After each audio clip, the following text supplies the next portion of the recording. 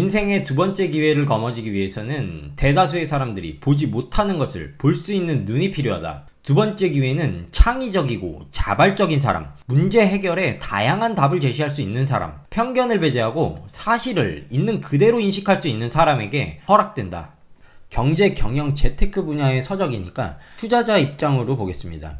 패닉셀, 폭락장에서 매입을 하는 사람들을 대표적인 예로 볼 수 있겠죠. 회사의 실제 가치, 영업이익, PE 레이시오 등등의 지표를 보고 저평가를 확신합니다. 그리고 매입을 진행하죠. 그들은 작가의 말대로 사실을 있는 그대로 인식하고 편견을 배제한 상태에 있는 거죠. 다만 대부분의 사람들이 팔 때 산다는 엄청난 위험을 감행해야 됩니다. 남들과는 다르게 보통 상태에서는 할 수 없는 일이죠. 결국 사회적으로 만연한 것들에서 벗어나고 누구나 할 수 있는 생각과 행동을 벗어나야 한다는 겁니다. 창의적, 자발적, 탈편견, 용기 등등 작가가 자주 쓰고 강조하는 단어들 역시 보통의 상태를 벗어났을 때 나타나는 것들이니까요. 결국 두 번째 찬스는 이런 과감한 행동을 할 준비가 되어 있는 사람이 잡는다는 것이죠.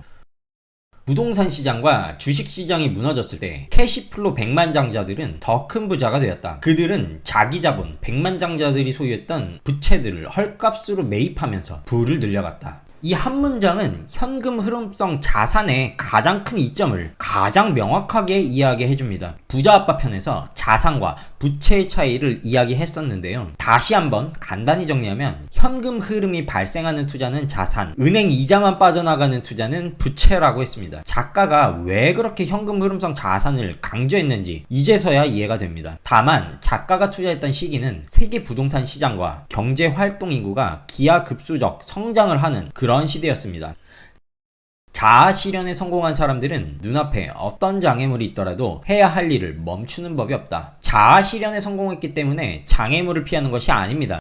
늘 장애물을 견뎌왔기 때문에 성공을 거머쥘 수 있었다는 얘기입니다. 결국 자아 실현에 성공하는 방법이라는 거죠. 아이러니하게도 대부분의 사람들은 아무것도 이루지 못한 상태일 때 멈추거나 멈춰 있습니다. 이 짧은 한마디가 많은 것들을 깨닫게 합니다. 만약 당신이 부자가 되고 싶다면 보다 많은 사람들에게 혜택을 나눠줄 수 있는 방법을 찾아야 한다. 동네 맛집보다 다수의 고객에게 보편적 서비스를 제공하는 프랜차이즈의 성공 규모가 더 큽니다. 그리고 전 세계를 대상으로 하는 구글의 유튜브나 애플의 iOS 같은 플랫폼 사업은 말이 아까울 정도죠. 다른 사람들의 편의를 개선해준다든지 행복하게 만들어줄 수 있는 재능이 있다면 어떻게 다수에게 보편화해서 제공할 수 있을지 고민해야 합니다. 무엇으로도 성공할 수 있는 그런 시대니까요.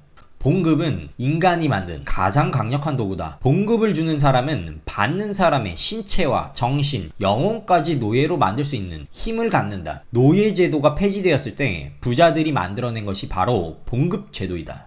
작가는 매우 강한 정신의 소유자이기 때문에 이런 이야기도 거리낌 없이 합니다. 직장 생활을 하면서 신체적, 정신적 스트레스를 받지 않는 분은 거의 없을 거라고 봅니다. 그래서 일하는 것, 돈 버는 것은 힘든 것이다. 스트레스를 감내해야만 하는 것이다. 이런 종류의 부정적 인식이 사회에 만연하게 된 것 같습니다. 그리고 많은 사람들이 이런 안 좋은 인식에 갇혀서 살기 때문에 삶이 더 나아지기 어려운 것이라고 봅니다. 시야를 조금만 돌려보면 행복하게 일하면서 남들보다 돈도 더 많이 버는 사람이 많이 있습니다. 그들은 우연히 운이 좋아서 이런 행복한 삶을 누리는 게 아닙니다. 더 넓고 좋은 삶이 있다는 것을 알고 그것을 꾸준히 추구했기 때문입니다.